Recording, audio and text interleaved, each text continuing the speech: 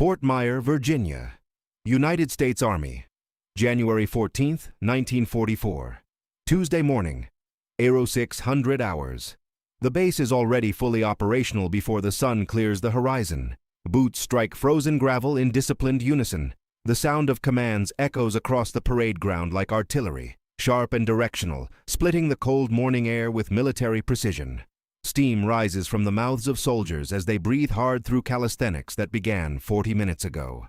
The sky is still mostly dark, streaked with the first pale gray ribbons of dawn along the eastern edge of the world.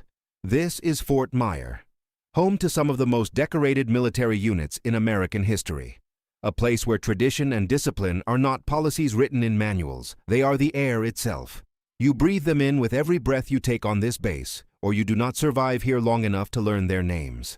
Standing at the center of the parade ground, watching the morning exercise with arms crossed behind his back, is General George S. Patton.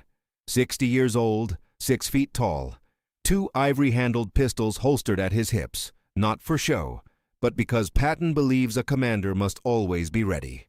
His uniform is immaculate, pressed to geometric perfection. 3 stars gleam on each shoulder, catching what little light the early morning offers.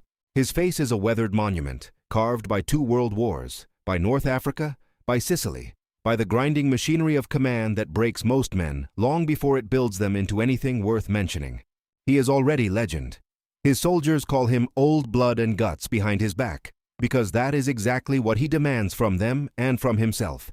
He is the man who slapped a shell-shocked soldier in a hospital and was nearly relieved of command for it. He is the man who prayed for clear weather before the Bastogne campaign, because he believed God listened to generals who asked correctly. He is the man who drives his troops harder than any commander in the American military, who sleeps 4 hours a night and considers that a luxury, who has studied every major military campaign in recorded history and can quote the tactical errors of Roman generals from memory. The new recruits arrived 3 days ago, 42 men, fresh from basic training, raw and uncertain, their uniforms still stiff with newness, their eyes still carrying the wide-open quality of men who have not yet seen what combat actually is. They were assigned to Patton's command for advanced training before deployment to the European theater. Most of them had never seen a 3-star general in person before. When Patton walked past them on the first day, several visibly stiffened with something between awe and terror. Most of them. Private First Class Daniel Harrow is 23 years old, from Dayton, Ohio, son of a factory foreman who raised him to believe that confidence was the most important attribute a man could possess. That a man who spoke his mind clearly and loudly enough would always be heard, would always be respected, would always rise. Daniel Harrow graduated near the top of his basic training class. He scored exceptionally well on tactical reasoning assessments. He can read a map faster than most of his instructors. He has an instinct for understanding terrain and positioning that his evaluation officers noted as genuinely unusual in someone of his age and experience. He also has an inability to be quiet when he believes he is right. This distinction matters enormously in the United States Army in January of 1944. Because being right and being right out loud are 2 entirely different things when you are a private in the presence of a general. One is an asset. The other is a decision that shapes the rest of your life, one way or another. The incident happens on the 4th morning. Patton is conducting a tactical exercise review. He has laid out a map on a long table constructed from 2 sawhorses and a plank of wood, which is itself a statement about Patton's priorities. 42 recruits stand in a semicircle around the table. Patton moves his pointer across the map with the economy of a man who has done this 10,000 times. He is describing a scenario, a flanking maneuver, northeastern approach, artillery support from elevated terrain on the left flank, infantry advancing through a narrow valley while mechanized units circle wide to cut off the eastern retreat. The scenario is deliberate. Patton has used it before in training, specifically because it contains a visible flaw that most men miss and a hidden strength that most men also miss. Reading both simultaneously requires a specific quality of mind. He watches the recruits as he speaks, studying their faces the way a general studies enemy terrain, looking for weakness, looking for strength, looking for the thing that does not fit the expected pattern. Daniel Harrow's eyes are moving differently from everyone else. While the others watch Patton's pointer, Harrow is looking at the entire map, not just the flanking route being described, not just the valley, but the full strategic picture. He is calculating something. His jaw tightens almost imperceptibly. Patton finishes his description of the maneuver and pauses, his standard teaching pause, the silence he inserts deliberately to see if anyone will speak, or if they will all wait obediently for him to continue. In Patton's experience, the ones who speak in that pause are always the most interesting, for better or for worse. Private Harrow speaks. "Sir," he says, and his voice is too loud, too certain, too unaware of its own register in this particular context. "With respect, sir, that approach puts the infantry in the valley for too long. The elevated artillery support does not fully compensate for the exposure time. A competent defending commander would have time to reposition and cut the maneuver off before the mechanized units complete the encirclement. The entire semicircle goes completely still. The kind of stillness that only forms when 41 people simultaneously understand that something significant has just occurred and are collectively holding their breath, waiting to discover exactly how significant." Patton looks at Harrow. Slowly. Not with anger, not with amusement, with something more dangerous than both. Complete attention. "Go on," Patton says quietly. "And this is the moment. This is where wisdom would counsel silence, where experience would hear the warning in that quiet voice, where self-awareness would feel the temperature of the room and respond accordingly. Daniel Harrow has many qualities. In this moment, none of them are wisdom, experience, or self-awareness. The correct approach," Harrow continues, his conviction accelerating past the threshold of caution, "would be to delay the mechanized encirclement and use a second infantry element here," he points at the map without asking permission, "as a diversion to pull defensive positioning before the main maneuver executes. The timing would need to be precise, but it eliminates the exposure window entirely. I believe I would approach this situation differently than what you have described. I believe I would lead this maneuver more effectively. The silence that follows is geological in its weight. It does not feel like a pause between sounds. It feels like the absence of time itself. 41 people do not breathe. Patton looks at Private First Class Daniel Harrow of Dayton, Ohio, for a long moment. His expression does not change. He does not raise his voice. He does not reach for either of his ivory-handled pistols, which at least 2 recruits in the semicircle briefly imagine as a genuine possibility. He simply looks at this young man the way a geologist looks at an unusual rock formation, with careful professional assessment, filing information away for later use, reserving judgment until the full picture is understood. Then Patton says, without inflection, "Dismissed for morning drill, all of you." 41 people exit with precisely the energy of individuals who want to be anywhere else on Earth. Daniel Harrow exits with them, and if he feels the 41 sets of eyes on him as they walk, he gives no indication of it. Nothing happens that day. Nothing happens the following day either. Harrow performs his drills. He runs his miles. He cleans his rifle with the mechanical precision that basic training builds into the hands whether the brain cooperates or not. His bunkmates speak to him in the careful, abbreviated sentences of men who are unsure whether proximity to him is currently an advantage or a liability. He sleeps, he wakes, he runs again. On the 3rd day after the incident, a corporal appears at the entrance to the barracks at 0530 and reads a single name from a sheet of paper. Private First Class Daniel Harrow. Requested at the General's office. 0600 hours. The walk from the barracks to the General's office takes 4 minutes. Daniel Harrow walks it in the kind of silence that a man walks in when he has had 3 days to think and has spent all of them strangely certain he was right and increasingly uncertain he should have said so out loud. The office is sparse. A large wooden desk, maps on every wall, so many maps that the wood beneath them is merely theoretical. A set of bookshelves carrying military history volumes arranged not by alphabetical order, but by campaign chronology, because that is how Patton's mind organizes information. A framed photograph of General John Pershing. A second framed photograph showing the ruins of Carthage, because Patton believed he had fought there in a previous life and saw no reason not to acknowledge it. Patton is seated behind the desk. He does not stand when Harrow enters. He does not look up immediately. He is writing something, completing a thought, because Patton believes that interrupting a thought to acknowledge an interruption is a poor use of priority. Harrow stands at attention. After approximately 30 seconds, Patton caps his pen and looks up. He does not speak immediately. He observes Harrow the way he has observed hundreds of officers over decades of command, cataloging, assessing, the professional evaluation of a man who has made life and death decisions about other men so many times that the process is partly instinctive. Harrow blinks. He did not expect this. He answers carefully. 300 Spartans, sir. Leonidas against Xerxes, 480 BC.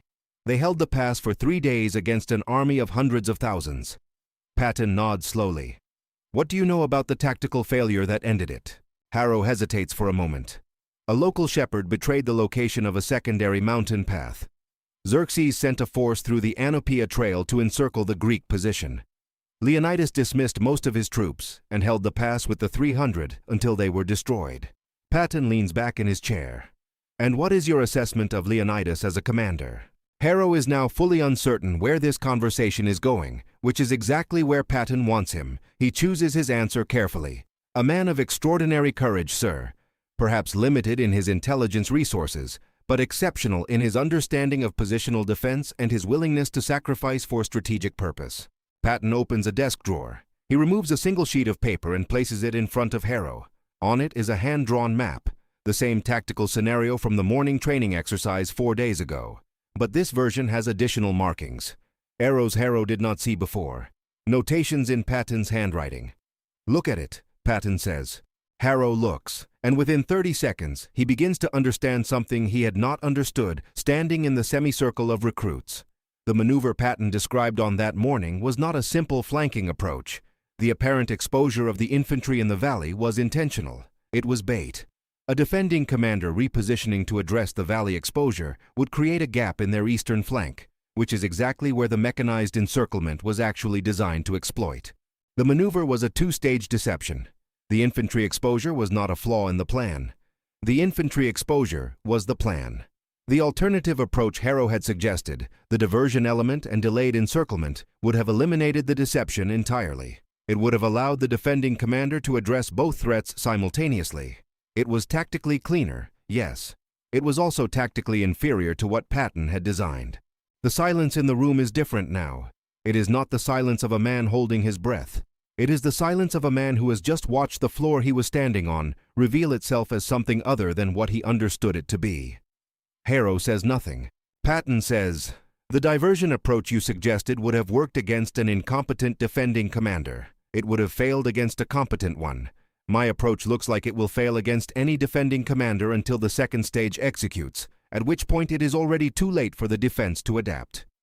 Do you understand the distinction?" "Yes, sir," Harrow says. His voice is different than it was in the semicircle, still clear, but quieter. The loudness has come out of it. Patton folds his hands on the desk. He is not finished. There is a reason this conversation is happening in private, and that reason is not mercy. It is something more instructive than mercy. "I want you to understand something about what you said on that training ground," Patton says. "Not because you were impertinent, though you were. Not because you lacked the rank to speak as you spoke, though you did. I want you to speak about it because you were wrong in a specific way that will get men killed if you carry that wrongness into the European theater." Harrow stands completely still. "You saw the valley exposure," Patton continues. "You saw a flaw. And instead of asking a question, you drew a conclusion. You concluded the flaw was unintentional. You concluded you had seen something that a man with 30 years of command experience had failed to see. And you said so out loud, in front of 41 other men, with complete certainty. That sequence of events is not confidence. That is the performance of confidence without the foundation of it." He pauses to let that land. "In combat," Patton says, "a commander who cannot distinguish between a flaw and a trap will walk his men into the trap while complimenting himself on his perception. The valley in that scenario was not a flaw. It was a trap I built into my own plan to catch the enemy's decision-making. You looked at it and saw a flaw because you were looking for flaws. You were not looking for intentions. A junior officer who cannot separate a flaw from an intention has no business leading anything more complicated than a kitchen detail." Harrow's jaw tightens. Not with defiance now, with the physical effort of absorbing something that costs something to receive. "I am going to give you an assignment," Patton says. He places a second sheet of paper on the desk. On it are the names of 7 military campaigns. Written beside each name is a number, a page reference in a specific volume on the bookshelf behind Patton's desk. You will study each of these engagements. You will write me a 2-page analysis of each one. You will focus specifically on identifying which tactical elements were genuine flaws and which were deliberate deceptions designed to appear as flaws. You have 4 days. He picks up his pen again. The conversation is over. Harrow takes the paper. He says, "Sir." He pauses. "I understand now what I missed in the scenario. I owe you an apology for the manner in which I spoke." Patton looks up. His expression has changed so slightly that only a careful observer would notice. Something in it has shifted a fraction toward the human. "Noted," Patton says. 4 days. Harrow exits. What follows those 4 days is something his bunkmates will discuss for decades afterward. Private First Class Daniel Harrow, a man who has never been described by anyone as quiet, becomes quiet. He reads until lights out every night, then reads by flashlight under his blanket for another hour. He fills 14 pages of notes. He draws his own maps of each campaign. He argues with himself on paper, writing an interpretation and then dismantling it and writing another. He submits his analysis to Patton's clerk on the morning of the 4th day, 10 pages total instead of 14, because he learned from Patton's own writing style that economy of language is itself a military asset. He does not sleep well that night, not from anxiety, but from the specific restlessness of a mind that has been fundamentally reorganized.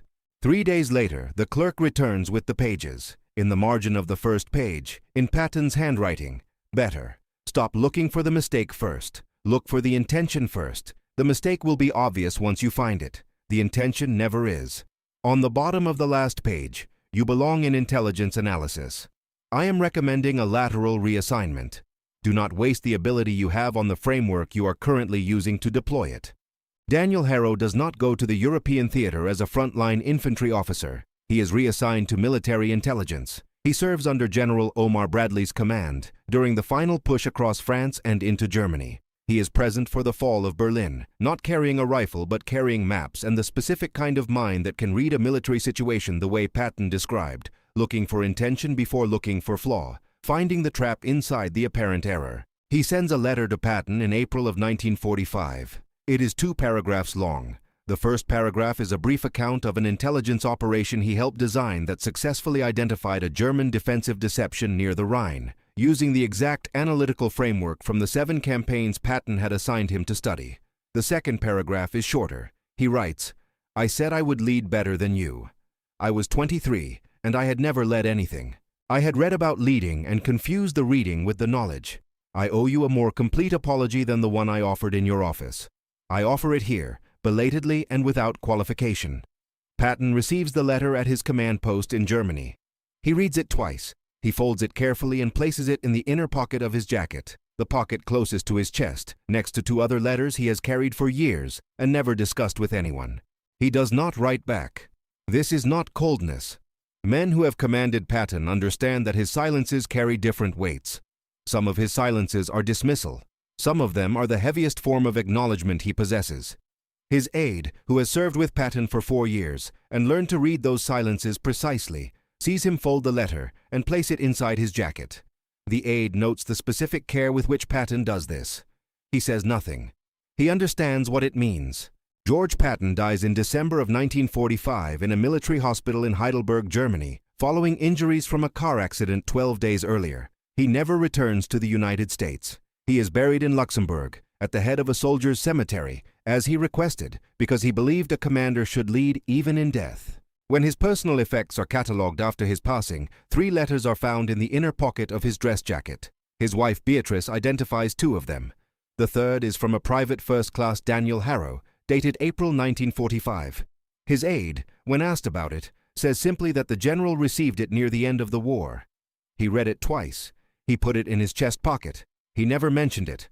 Nobody knows exactly what Patton thought, whether he found it satisfying, whether he found it irrelevant, whether he found it amusing, or whether it represented something genuine to him about the purpose of command itself. The man who spoke more words per hour than almost any general in American military history left no comment on record. Daniel Harrow lives until 1997. He works for 30 years after the war in strategic consulting, applying the same analytical framework to corporate and governmental contexts. He teaches a graduate seminar at Georgetown University called Intention Before Error, which runs for 11 years and produces several analysts who go on to work in the Central Intelligence Agency. He tells the story of Fort Myer exactly once in a public setting, at a 1978 academic conference on military leadership. He tells it precisely and briefly, without embellishment or self-pity. A 23-year-old who thought reading about command was the same as understanding it, he says. A 60-year-old who knew it was not, and who had the patience to demonstrate the difference without humiliating me in the process.